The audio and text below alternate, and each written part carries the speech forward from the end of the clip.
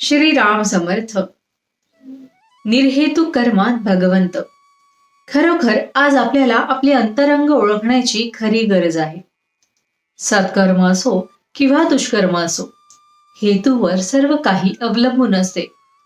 पुष्कळ पुण्यकर्मे केली आणि काहीतरी विषयाचा हेतू मनात धरला तर काय उपयोग? काबाड कष्ट खूप केले, बायको पोरे टाकून बाह्यांगाने कितीही केले तरी मन जोपर्यंत तिथे नाही तोपर्यंत राम नाही भेटणार. मनाला भगवंताची तळमळ लागली तरच त्याचा उपयोग. निर्हेतुक कर्मात भगवंत असतो, म्हणून आपली कर्मे तशी करावीत. खरे पाहता प्रापंचिकाएवढे काबाड कष्ट साधकाला पारमार्थिकाला नसतात.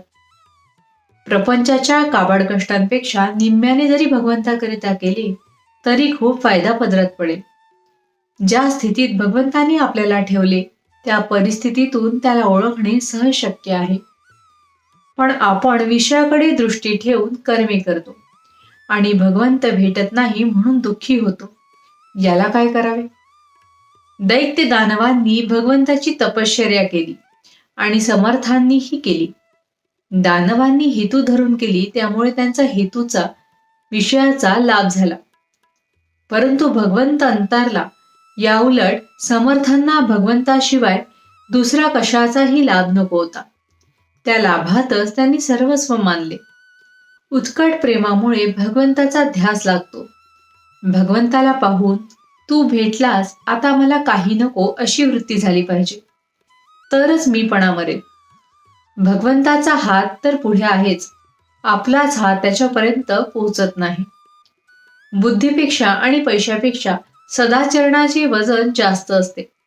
सदाचरण असून भगवंताची निष्ठा असेल आणि आहे त्या परिस्थितीत समाधान ठेवण्याची सवय असेल तर प्रापंचिक सुख लाभते. सुख हे कुठून उत्पन्न करायचे नसून ते आपल्या वृत्तीमध्येच असते. मी भगवंताचा आहे तसे सर्वजण भगवंताचे आहेत, म्हणून भगवंतावर प्रेम केले की सर्व जगावर प्रेम बसेल.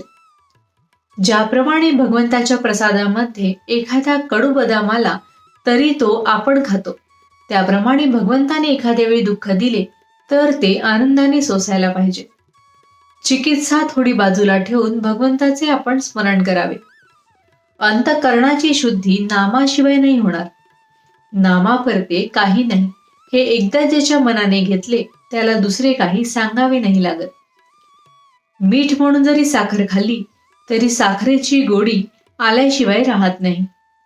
त्याप्रमाणे कोणत्याही परिस्थितीत जरी नाम घेतले तरी ते आपल्याला तारकच ठरेल यात शंका नाही.